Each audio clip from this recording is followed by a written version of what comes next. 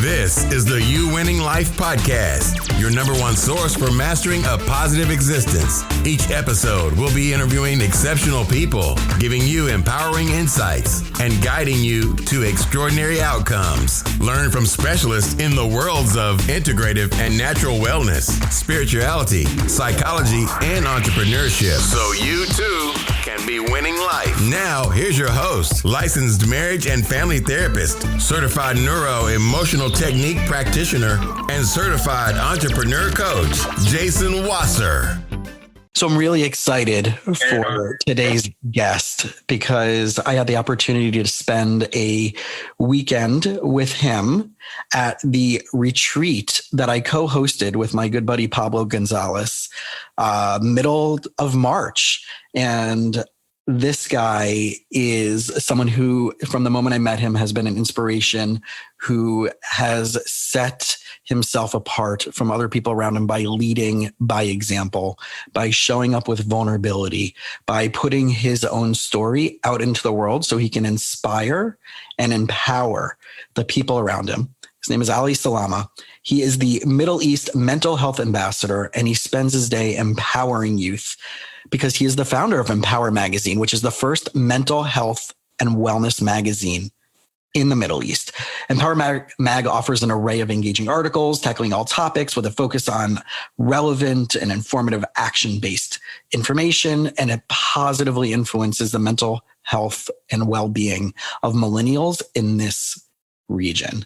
So my man, first of all, it's good to see you face to face again, because the last time we saw each other was literally at the airport, both heading back. You were heading back to Toronto. I was heading back to South Florida. And it was literally like the week before everything really started shutting down. So welcome. Thank you, man. I really appreciate being here. My pleasure. My pleasure. So there's so many places we can start. And I know that this title, the Middle East mental health, right? Wellness ambassador, whatever your variation of that. Where did that come from? Honestly, it came from an event that I went to speak at, and it was the biggest Arab youth leadership conference, and they introduced me as the Middle East mental health ambassador. And since then, I've just stuck with the title. I think that, before I actually tried to, call myself that, I actually spend a little bit of time, because I think it comes with a really big responsibility, like to be an ambassador for an entire region of 400 million people. That's not something that, you take lightly. And at the end of the day, I looked at myself and I was like, well, why am I doing all that? Like, what do I want to do? And I think that at the premise of everything that I want to do is I want to really be a voice to youth leaders. And I want to use my story and my masculinity and my empathetic sort of approach to leadership in a way that can help stimulate people's ability to live a better quality life, i.e. express themselves fully, i.e. just really feel that they're alive. And I think that a big problem in our region is a lot of people feel that they're hindered by misconceptions or notions of or belief systems that their parents impose or that their environment imposes. And that greatly hinders someone's mental health. And I think that by sharing my story as like a guy who literally was, a pro athlete and I was kind of the alpha guy in the locker room at school, whether it was from high school in Dubai or, I just never imagined that I could be super, super mentally ill and feeling all those feelings that I wanted to end my life and do all these things and then just come out and have that comeback. And I feel that I just want it to be okay for people to understand that. And hence why I've done the show, the Celebrity Mental Health Show. I just want to show that that doesn't hinder your ability to dream, to succeed, to be someone who ultimately lives their best quality life. And that's why I've been adamant on maintaining this title as an ambassador, because I think as an ambassador, you have to be very vocal about a cause or a mission that drives your inner purpose in being. And that's really what I do. Yeah. So this is a big thing. This is a big project. This is a big undertaking. This definitely feels that, for people out there that don't know you, right, all the things that you've already accomplished has come so far at an early age of success. Yeah. Right. And when we met you over the weekend, I had no clue how old you are. Right. And I was blown away by what you're putting out into the world and what you're already accomplishing. And if you're already accomplishing this now, what's going to be ahead of you with the people with the things you're going to be doing, with the people you're going to be collaborating with the communities that you're creating. What I'm really curious about is that, right, you now live in Canada, right? You went to school in Dubai and your family's originally from where? Egypt. I'm from Egypt, right? So why, there are Middle Eastern communities all over the world, right? Why not just stay local? Why not just be like, okay, I'm just going to be the guy in Canada who's talking about people who are in Canada from the Middle East, or just teenagers and college kids. Like, why specifically did you pick the Middle East, people who are still living there or people who have recently moved from there to be the target population?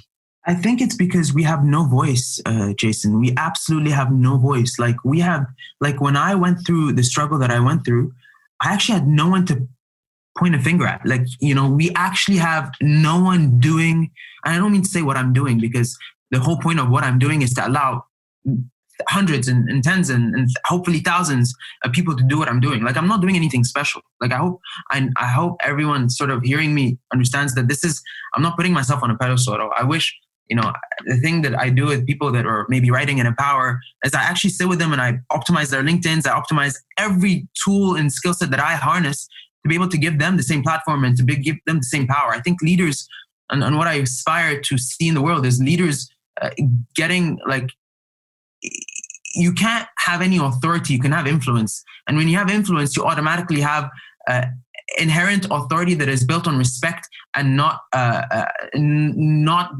notion of authority we come to have seen over the past century. And I think that is the true meaning of leadership for me. And I think that's why I started with the Middle East. I started with the Middle East because we don't have any data. We Canada's biggest issues in mental health is so simple. We have many resources,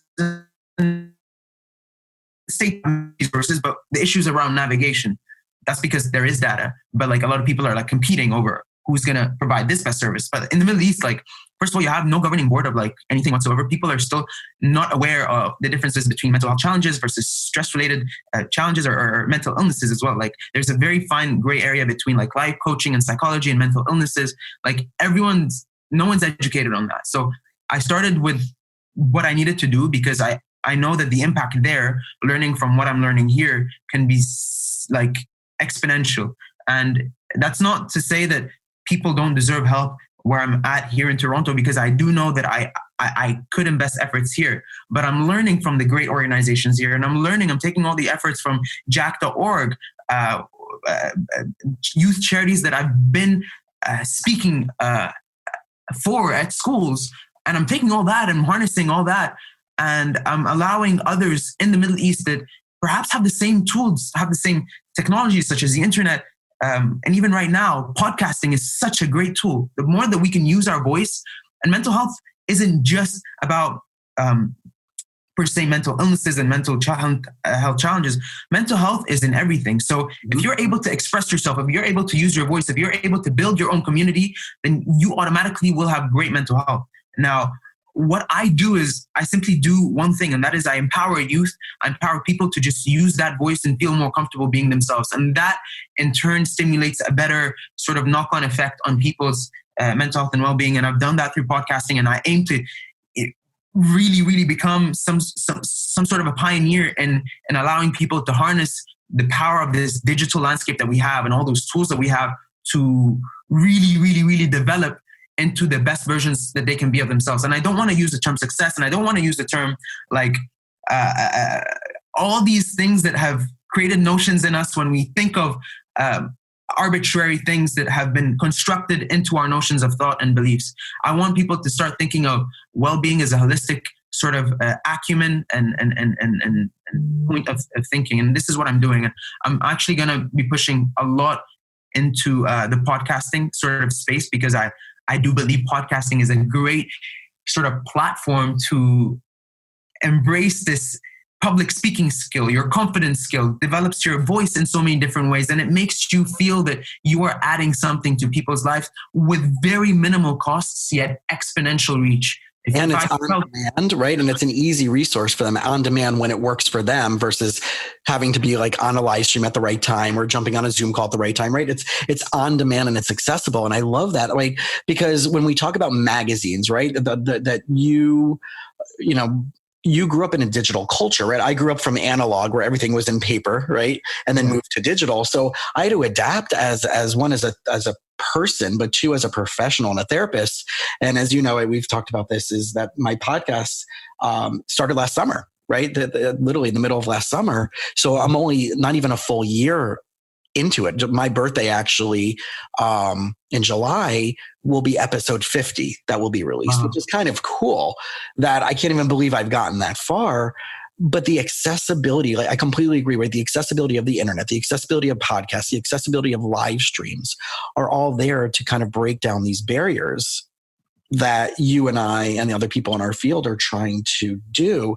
One of the things I'm really curious about, and we didn't really get so much into this when we met, but one of the things that we did, of the many things that you and I bonded over, was obviously how similar our cultures are, even though I did grow up in America and we grew up in the Middle East, but being Jewish and having lived in Israel for a couple of years and going back every couple of years to visit, how much similarity we have in both language and food and like expressions and mindset. I'm curious for a few minutes to just, what are some of the big beliefs that you and your community has spent time unpackaging about mental health, about self-care, about committing to wellness, that you feel is kind of this dominant thing that's involved in the Middle Eastern culture? Look, I think that, we've had a structured notion, and I don't know if I can answer this question like to the best, notion, because I think it's going to be biased from my end. But I think this notion of having the ultimate life and the ultimate success, especially in Egypt, is like, you get married, the ultimate sort of happiness, or the ultimate, because, many notions around our belief systems is, you stabilize when you have a family, when when your needs are met, when you're doing things and according to, the religious beliefs and notions really dictate a lot of our cultural behavior, our behaviors in our culture. So I think that, and that ties to well-being a lot, Jason. Like, it ties to well-being because people, according, like in the West at least, people see life differently. They don't think of certain things we think of at an earlier age. In the Middle East, we want to stabilize very quick because we don't have relationships in the way that relationships are constructed here. That's one main thing. That's just right off the bat.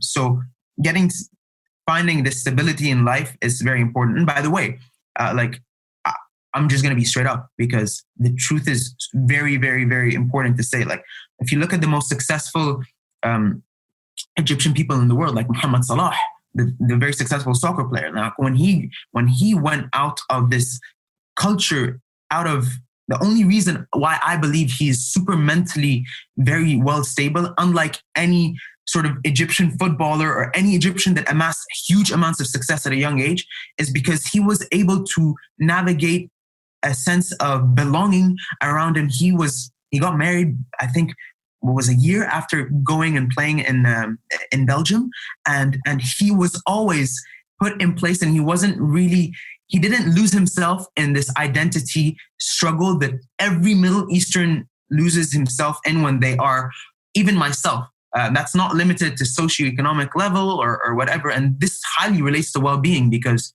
you see him now performing at an incredible standard. And to perform at an incredible standard, you have to be mentally super well. And that is my point with Muhammad Salah, is because it is very, very, very difficult to maintain that level of well-being with our cultural belief systems, no matter where we go in terms of living abroad and in the world, and adapting to that lifestyle and that culture. So that's my take on maybe, I hope I answered your question, but it is mainly around really, really, really stabilizing and understanding that, again, our culture is dictated by a lot of religious beliefs. And you know that very well, coming from a Jewish background and living in Israel, you definitely know how much this region or this area values religious beliefs. And it's just very important to know that. Yeah. Well, it's interesting because, like you said, education and information are the foundation of all this. And one of the words I want to offer is normalization, that it's normal to be stressed. It's normal to have a bad day. It's normal to wake up feeling funky, right? And a lot of times when there isn't community resources in any culture or in any subculture, then that's going to tend to grow bigger and bigger and bigger and get more challenging and more problematic, right? So as you started building this community, like what were some of the steps?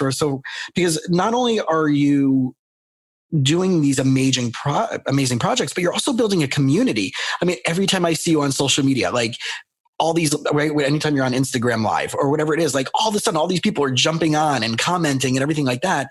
How did that start, right? How did you go from, I'm going to do this, and then I'm going to put myself out there, and then I'm going to start connecting with people that I don't even know, and then I'm going to start, right? What were some of those steps to build this really incredibly engaged community that you now have? I just decided that I needed to, this needed to be something I needed to live for, and I needed to find out ways to harness the tools that we have. So I'll walk you step by step. First of all, I was diagnosed, and it was a very, very tough time. And I keep saying my mom was a very huge supporter. I also have a very close friend of mine who would Skype me every single day. And till this day, I never forget that. His name is Dan Perry. And even though he lived in the UK, and this is the beauty of technology, right? You can have friends that, you know your support system when they just show up. And that's super important to anyone listening out there, especially during this very tough time. I decided that I just needed to do something. I have a very high energy as a person, and I know I just wanted to put that to good use. And I know I wanted to do that with honor and honor that with integrity and with honesty. And I think that one thing that really pushed me towards that is, I have very select family members who are really suffering. And I was just like, why this, that was sent to me, that disease was sent to me as a gift from God. And maybe I just need to talk about it, because I know deep down in my heart, no one's going to do that. I just know it for sure. I know deep down in my heart, I haven't seen someone try with that same vocal sort of, I don't want to say aggressiveness, because I'm not really that aggressive. I'm just very vocal and very out there. And I have no shame in that. I have actually no shame in that. And I think that how I started, to go back to your question, is I started seeing how people are doing things with different purposes and different missions. So I realized that, wow, Instagram's great. Oh, wow. LinkedIn's great. One thing that I realized is TikTok. I'm not using TikTok. So why don't I go on TikTok? And I just filmed the first 2 TikToks right before I hopped on your call. I sent them to a friend for them to look at. But my point is, your time, my time, the next generation's time, we're all going to have different tools. And it's just, how are you going to adapt to use them? When someone told me, Ali, you should use TikTok, I was like, what? People dance on this shit. Right.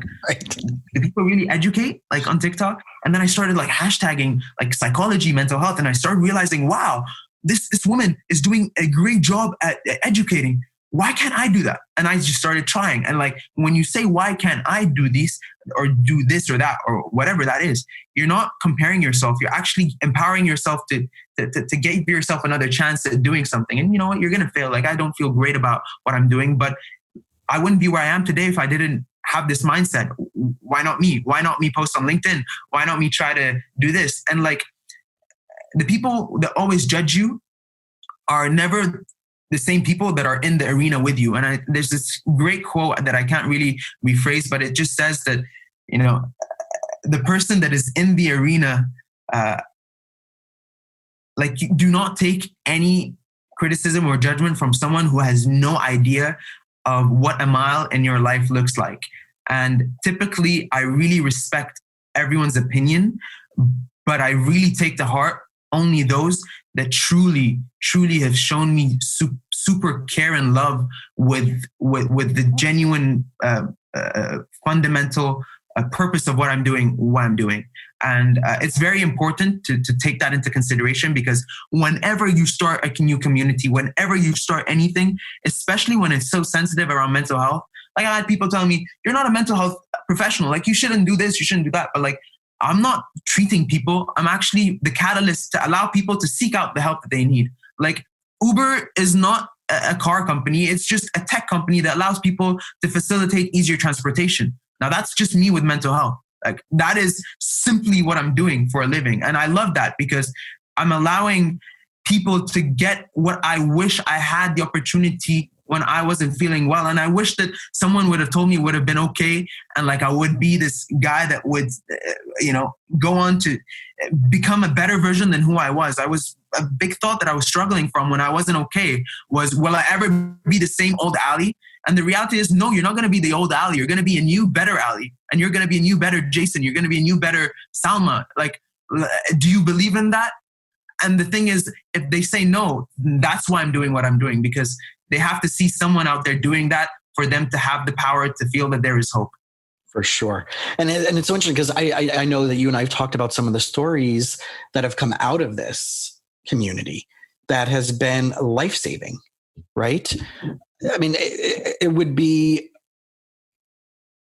honest to say that there has been lives that have been saved over and over again because of this community. Yeah, 100%. Yeah. Right. And that alone is a game changer, right? The fact that, like, if people are going to give you crap, like, who are you? You're not a mental health professional, but you're an expert of your own experience. And I do believe that, right? I believe that the people who can guide people to another place don't have to be this professional expert. But if you have a particular expertise in a specific set of areas and you can guide from there and point to the exits, then you're just as valuable, and sometimes not, if not even more, because you have relived that experience yourself. And say, there's that old, I think it's a big teaching in the 12-step world.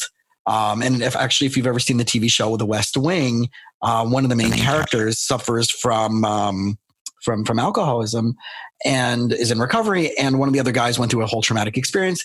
And he goes, there's a story about a guy who fell down in a hole, and, the minister walks by, or the rabbi walks by, and he goes, "Hey brother, can you help me get out?" He goes, "I'll pray for you." Right. And then another person walks by and he's like, "Oh, I'll throw you down some food." And then finally a true friend walks by, and the true friend jumps in the pit. And he's like, "What are you doing? Now we're both stuck here." He goes, "No, I've been down here before and I know how to get us out." Yeah. Yeah, that's a great analogy. I think that, one thing that I wanted to say with regards to what you were saying around, if you're a professional or not, there's a I call him my second father, Dr. Nasser Loza. He invited me to the World Health Organization. He's the consultant of the Eastern Mediterranean Regional Office. And there was a huge workshop in Sharm el-Sheikh in July. And he invited me, and I didn't really know what my purpose was until I got there. And it wasn't until that when I actually had the opportunity to speak there that I realized my true purpose and the message, the power of a voice of someone with a lived experience. And that was because professionals who haven't lived that experience can talk about the scientific, notions to reporters. The whole session around the workshop was bringing together the Middle East's most renowned journalists into a room with the World Health Organization to review all the BS that they've been writing around mental health patients and mental, challenges, because they heavily stigmatize it. They call us crazy. They call us whatever. And I just needed to be in a room and speak on the third day after having chilled with all of them, having dinner, lunch, joking around, jokes day in, day out. When I stood to speak and said my story, they could not realize that I had been this black dot that they had been writing about and canceling me out of society. And they realized why they were brought into a room with 100 other people and in workshops, because people like me who don't have this luxury of being in a room or knowing someone like Dr. Nasser or being in a family of privilege, because I am from a family of privilege, and it's not shameful to say that. It's just how I am brought up. And I think that privilege is a responsibility. And that's something that's so important to say. I'm lucky. Like, I'm fine saying that, but some other people aren't. And that's why I wake up every single day, because at the end of the day, I know that my voice can and hopefully will one day allow someone else, allow parents, allow people that have had lives destroyed because of a lack of education and a lack of communication within their family, to realize what this person is now way better, and this person has been able to communicate with their parents. Like, why can't I do that? And like, parents don't despise their children. The fact that people aren't understood in the MENA region for their struggles, it's not the parents' fault. It's negligence on a societal standpoint. And like, I'm not here to blame someone and tell this person, oh, you should be doing this better, because they don't know any better. And that's part of like having an empathetic approach to this whole movement and this whole message. You know what? I'll blame someone if they know something and they're not acting upon it because they simply are ashamed of saying that my child is going through something and whatnot. But then I'll like, well, someone like my mother, someone like my father was able to take that upon him and not take that upon his ego that he, gave or his children or his child may be not perfect. But in recognizing that, his child became his own perfection in his own way and is living the life that he enjoys. And if that isn't enough, then what is your definition of a happy life? And it's so much around letting go of this child and letting go of expectations, because in the Middle East, unfortunately, we don't simply realize that the most important thing when we come to, and again, that ties with the stability part, right, Jason? When you told me what's the biggest sort of thing that revolves around well-being in the Middle East, it's around getting a family, it's around starting something. But people don't think about what's beyond that, because we neglect self-love and we neglect ourselves, because when we do that, we realize, holy crap, like I need to give that right to my daughter, to my son, and I don't have to say that they need to be doctors or engineers or blah, blah, blah, because I realize that when I look deeper into myself, I'm a whole mystery that is worth discovering. I'm unique.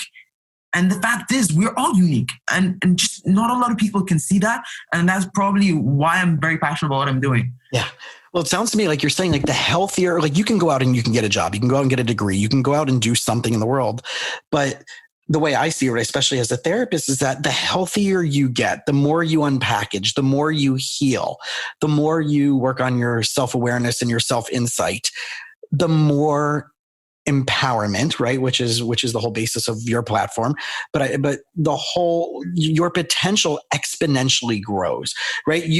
I do believe that everybody has some level of potential, but when you do exactly of what you just said that we could and should be doing, I think our potential grows exponentially, right? Yeah. And one of the things that you're talking about is intergenerational themes, right? What's unfinished business that gets passed on from generation to generation?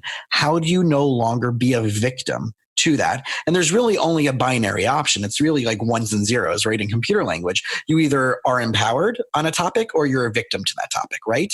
And we have so many different things in our life that we may be empowered in this area, but a victim in this area. And our job, especially going to a therapist and working with mental health professionals, is to figure out what those hang-ups or things that are blockages are. But one of my favorite things to talk about, it's not that I have to go back into a person's past and spend years with them on that, but I'm a big fan of finding patterns of belief, patterns of expectations. Whose beliefs are you carrying? Who are you still honoring by doing, acting, behaving, or experiencing things in your present day based on culture, based on religion, based on family of origin, right? you know that my grandfather, my dad's dad, survived the Holocaust in Nazi Germany. And it's interesting to see like the different viewpoints and different beliefs of people who've been through such traumatic experiences and what has been passed down intergenerationally. And we know, and you've probably seen the science, that even in the DNA and the blood samples, like there's stuff that they've talked about. People who have intergenerational trauma, stuff will show up in second and third generation, in their psyche, in their, emotionality. And our job is to unpackage that and put it to rest, because we do have the resources. We can't say that I didn't have the opportunity. We can't say that there was no resources available to me. And I think that's what makes what you're doing so ridiculously amazing, is that in the Middle East, you're giving them the opportunity to say, I don't have any more excuses. There's this Empower magazine, right? There's this podcast. There's this guy who grew up just like us, who speaks our language, who looks like us, who's been through these experiences. Yeah. And I think that's just what's so fascinating and so incredible about your community that you have created. Because it's not just you, right? Now you have all these contributors, and you have people who are right, famous actors and actresses showing up now and being part of this conversation. Like, what was that like to go from like you being this guy who's like, okay, I'm going to do this organically, right, in my community, and now you're getting like these. I know you've mentioned some names, and I've seen by following your social media people that I don't know, but like some famous like actors and actresses. Yeah, I think that it's even football players. I was told by the same guy, Dr. Nasser Loza, if you want to make a change, Ali, I don't know how the hell you're going to do it, but you need to bring the people that Egyptians follow the most. And they are footballers, number one. Number two, actresses and actresses, the red carpet of Egypt.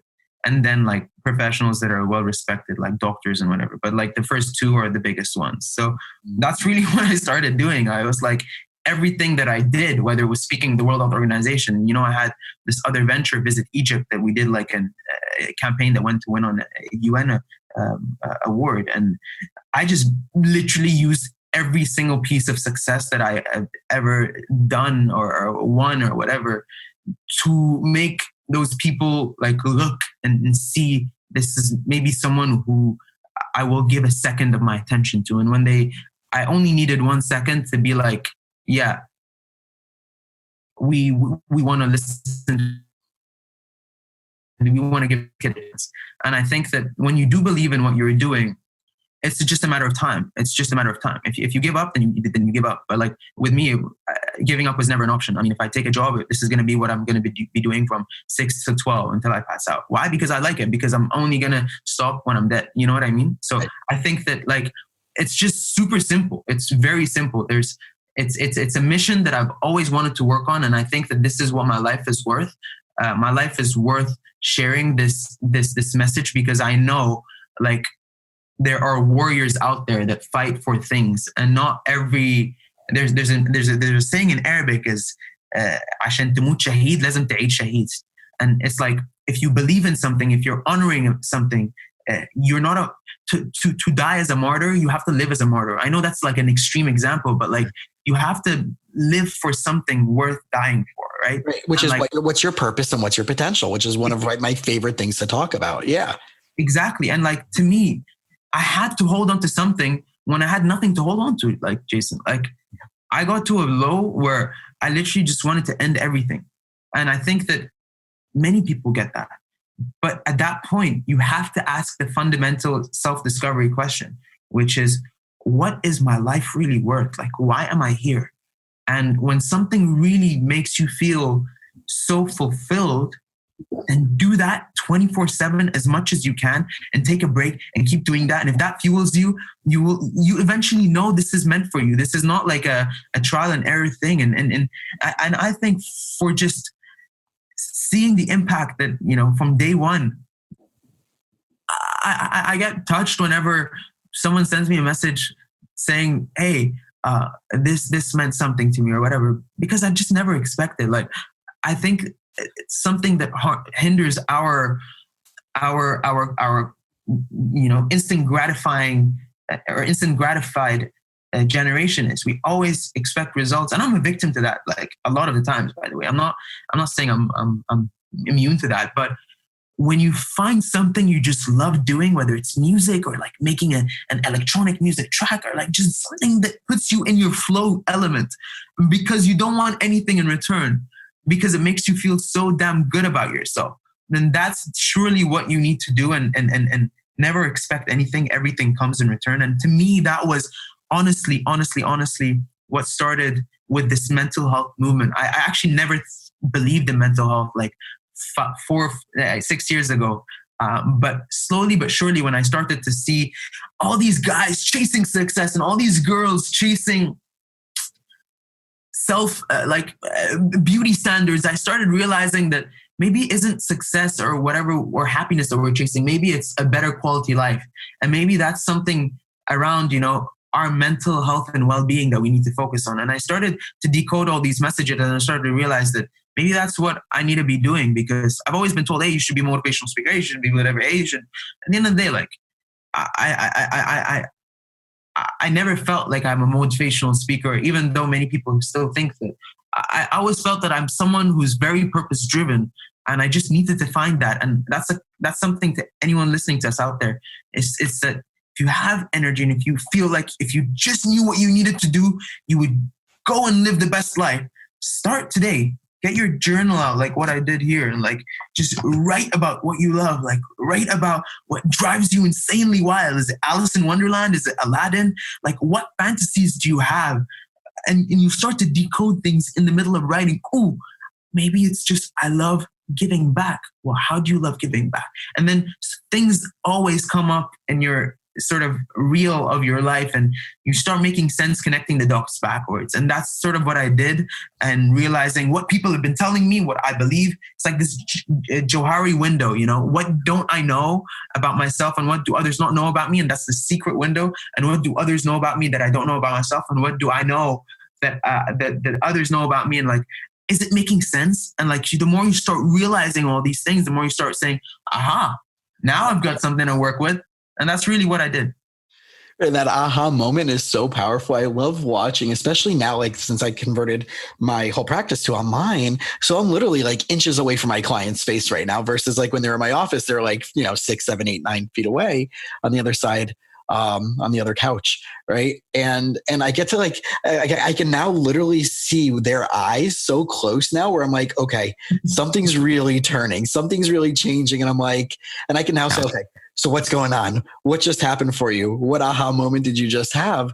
And I think, right, that's self-discovery, the constant pushing and provoking and doing it with the support system. I think, again, going back to one of the successes that I really want people to hear is that every step of this way, from what I know about what you shared with me, is that you didn't do this alone. You're doing a lot of the nitty-gritty work, but you have, but now you have your collaborators. Now you have the people you're bringing on as guests, but you're also partnering with different, like you said, the World Health Organization or all these different things. You're not doing this alone. And I want people to get this, that especially when it comes to emotions, when it comes to well-being, when it comes to mental health, one of the biggest factors that contributes to a decline in mental health is isolation, is being alone, feeling alone, thinking you are alone, thinking that no one will help you, no one wants to connect with you, no one cares about you, and shutting yourself off from the world.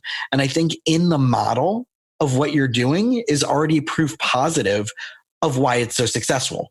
Because it's not alone. It's not in a vacuum, right? It's on social media. It's on podcasts. It's on a website. It's right DM and Twitter. And there's constant engagement of people who would otherwise be isolated in front of their phone are now interacting with each other. And I want people out there to hear that.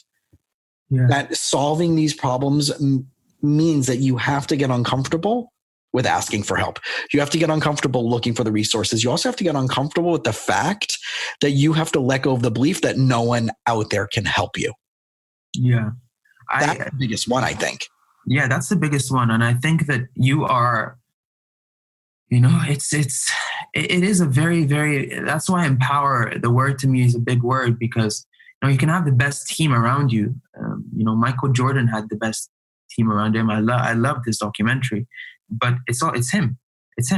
And the more you realize it's you, it's your belief, it's your decision to commit to healing. It's your decision to make or break your sense of hope, your sense of your life. And I know it sounds kind of like counterintuitive, but in a sense that a lot of people ask me, do you like, are you with or against medication or all these things? And the only thing that I ever ask them is like, is this person willing to commit to get better? So this person takes medication to stabilize him, and then he has this talk therapy, or whether it's DBT or CBT, to stabilize him. And then they work on a gradual progression of reducing so that the medication does not stem into an addiction. Is that person willing to commit to that? Or is that person just wanting to live on life support? Because at the end of the day, our mind, neuroplasticity, like, the study, how incredibly sophisticated this mind is. And no one today understands how sophisticated and incredible this organ that is the most powerful in the body, it is the most mysterious in the body. My whole point is, it's a personal decision. And sometimes people are too chained to the notion that this is way beyond their scope until someone else comes and breaks that chain for themselves and shows other people that they too can cut that chain, because they were just right where they were and can tell that story in a narrative that can be super relatable and super relevant in a cultural and contextual manner. Right. And it's funny because you just talked about Michael Jordan. So I'm not sure if you're familiar with Tim Grover, who wrote the book Relentless. He was Jordan's trainer, D-Wade's trainer, LeBron's, right? Kobe's trainer. And he read this amazing, amazing book. And there's just so much powerful mindset in there. And what you're really talking about, I mean, of the many quotes I can pick from that book, but one of them is like, being relentless means demanding more of yourself than anyone else can ever demand of you. And knowing that every time you stop, you can still do more. You must do more. Do the work every day. You have to do something you don't want to do every day. Challenge yourself to be uncomfortable.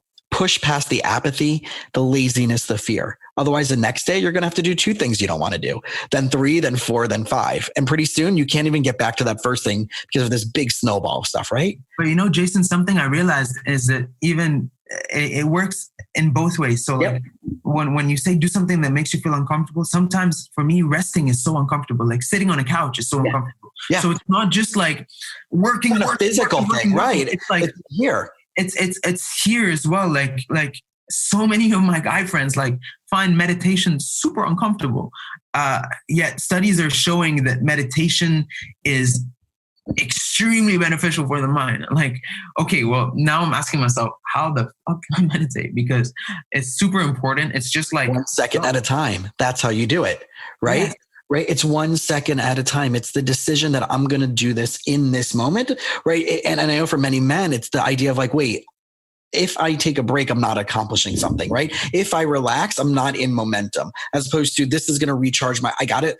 You do have to feed yourself. You do have to put gas in your car. You can't just keep driving without gas in your car. And people need to realize that taking a rest is rejuvenating, is helpful, is healthy. And in fact, one of my guests last week, Dr. Sandra Dalton-Smith, is a sleep expert. And she talks about the 7 different types of rejuvenating rest. And that podcast is going to be coming out right before a few episodes before yours. So for people out there who aren't taking advantage of restful nature, and it doesn't mean taking a nap. It could mean taking a nap. But you're right? It doesn't have to be this forward momentum. It could just be that.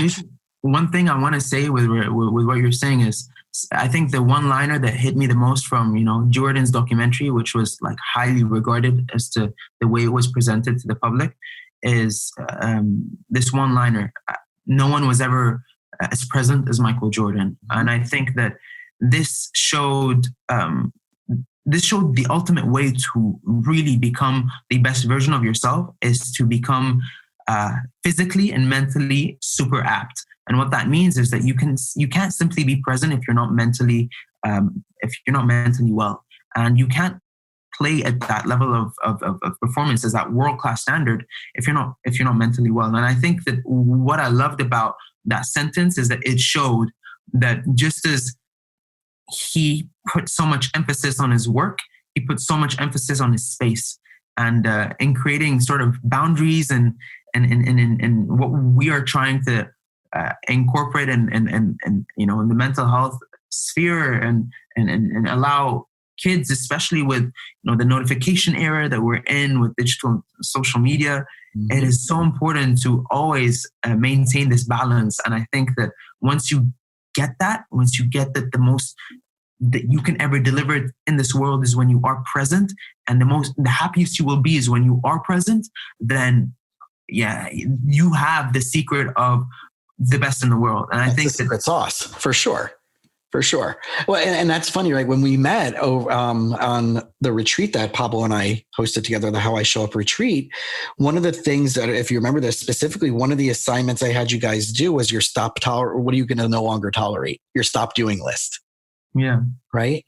And in a way, it's kind of like, I wanted it to be this like blunt in your face question of like, what are you allowing into our lives? What are we allowing into our lives that doesn't allow us to work on maximum capacity? That's keeping us away from being rejuvenated and restful. That's taking away from our mental health. That's taking away from our connections with others, with our connection with ourself, with spirituality, whatever it may be.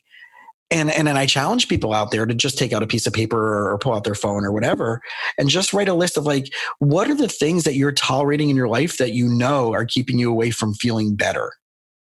Just on a simple level, right? Is it the foods that you're eating? Is it a person that you're hanging out with? Are you spending too much time binging Netflix, right? I mean, as much as Tiger King is this really crazy, seductive, thing. And we all want to know if Carol Baskin did it or not, right? How much time a day can we go through those things? And is that, I always challenge my clients, and I use this example a lot. It's like when someone comes in like, well, we want to be the best in our relationship. And I'm like, okay, great. How many books have you read on relationships? And they're like, 0. I'm like, okay. Podcasts and YouTube videos? So like 0. Okay. So you've been together in this relationship for 3 years, 5 years, 10 years. How much have you seen another therapist for? And they're like, no. I'm like, okay. So percentage wise, you have 0.00002% effort on making your relationship and your emotions and your connection better over the course of 10 years, 5 years, 8 years, 12 years of this relationship. And you want this to be like that, but where's the inertia? Where's the effort? Where's the motivation? So I constantly want to challenge people. Like, what do you have to give up doing in order for that to happen? I remember that was what for me, because at the time, I actually had a very hard 3-month struggle with smoking. And I know that I wrote that down. And it's funny that we are having this right now, because I officially put that out. And I wasn't smoking a lot. I was just smoking 1 cigar a day, but it would bring me so much instant ease and a head rush that would take so much stress away. And, the best way to replace a habit, to avoid a habit, is to replace it with a more empowering habit.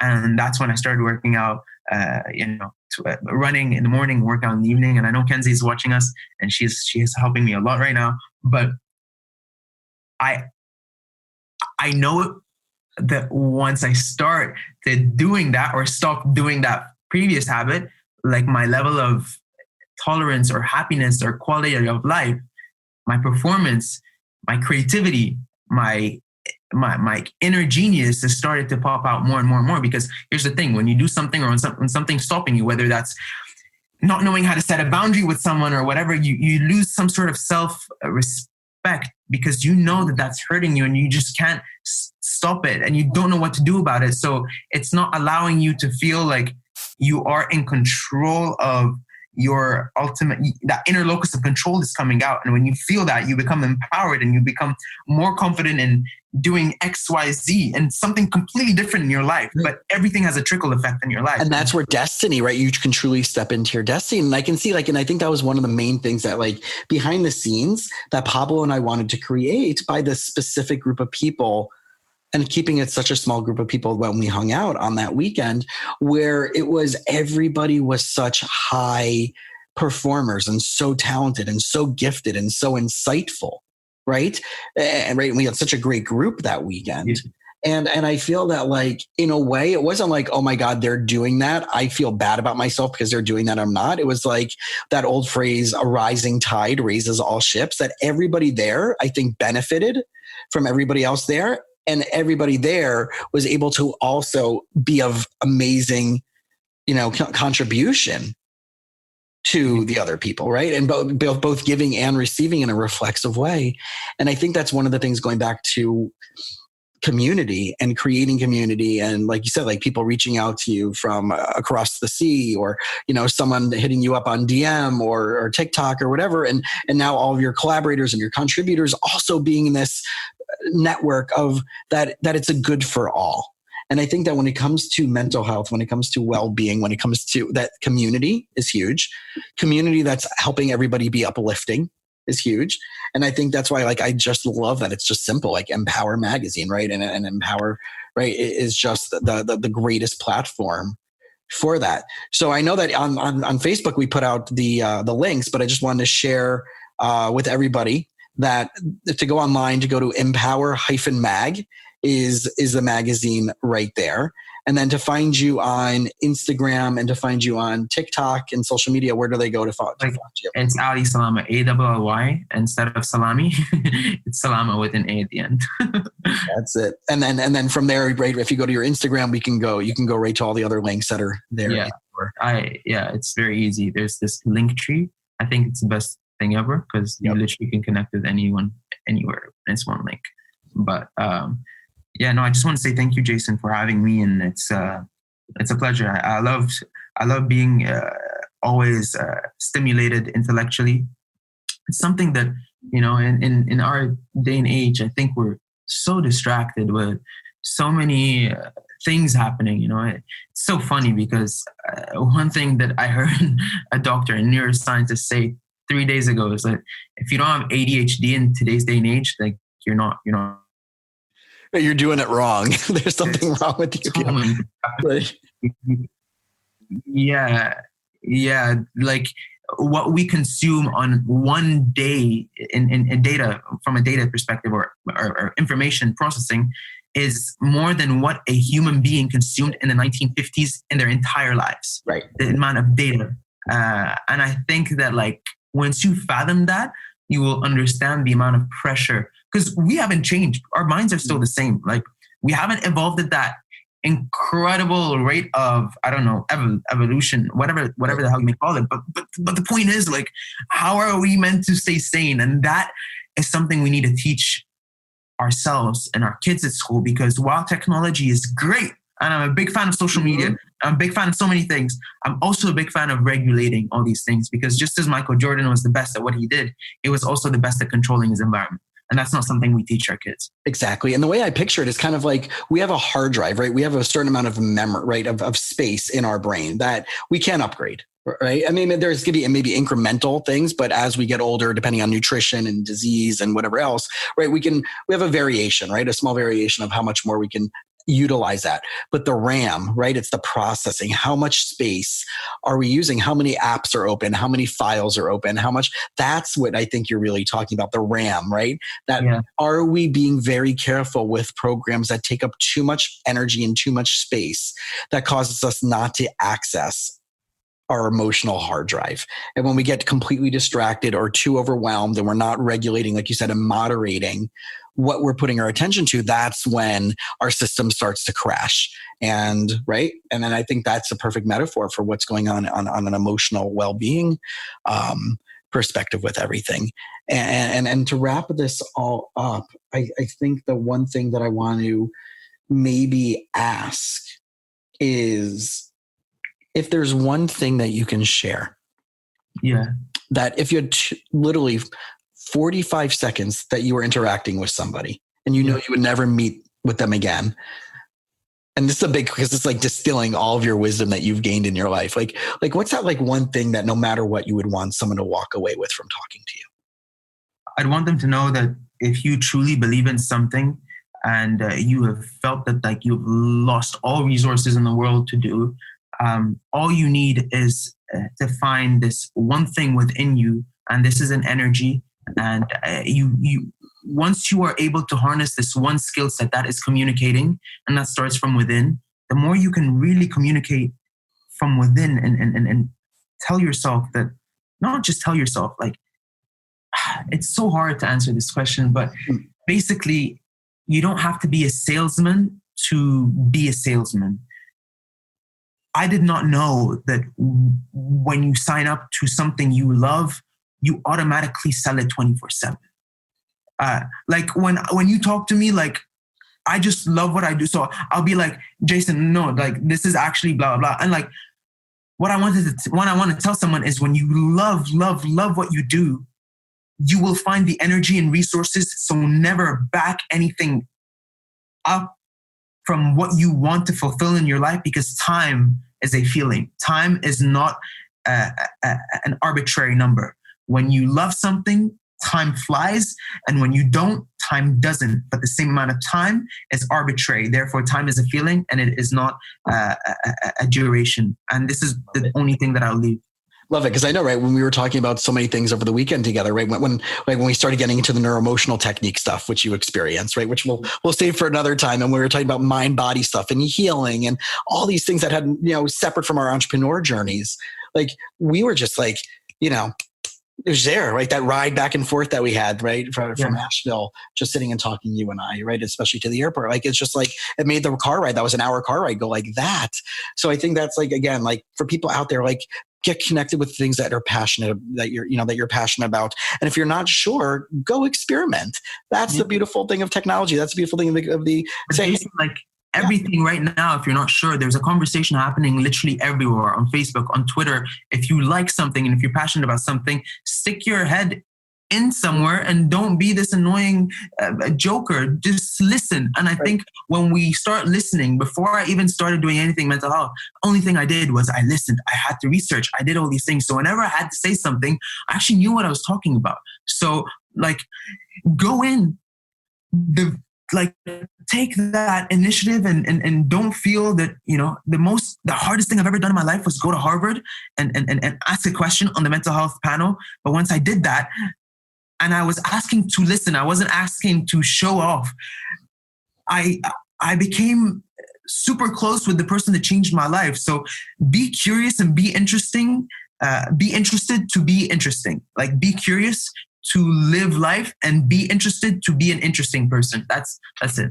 That's it. And that's definitely a great place for us to hold. So, thanks, Habibi, my brother. Really appreciate it. It's good to see your face.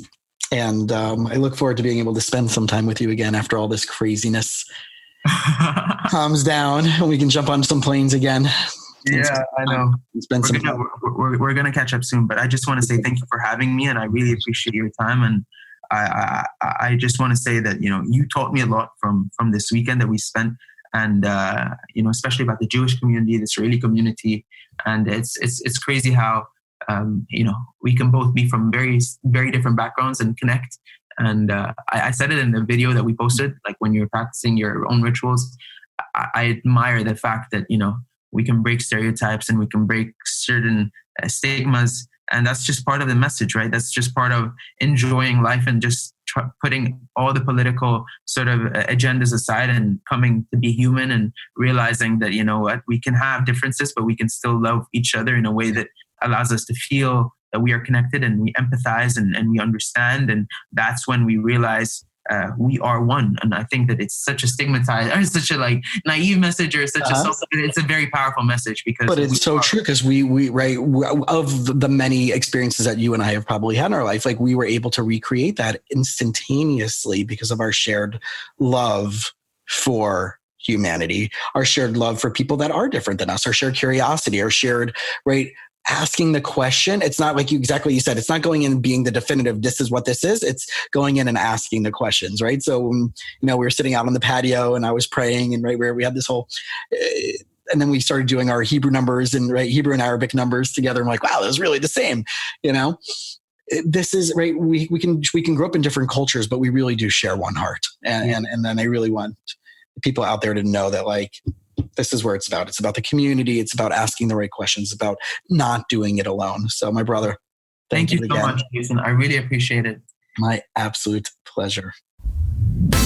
Thanks for listening to the You Winning Life podcast. If you are ready to minimize your personal and professional struggles and maximize your potential, we would love it if you subscribe so you don't miss an episode. You can follow us on Instagram and Facebook at Jason Wasser, LMFT.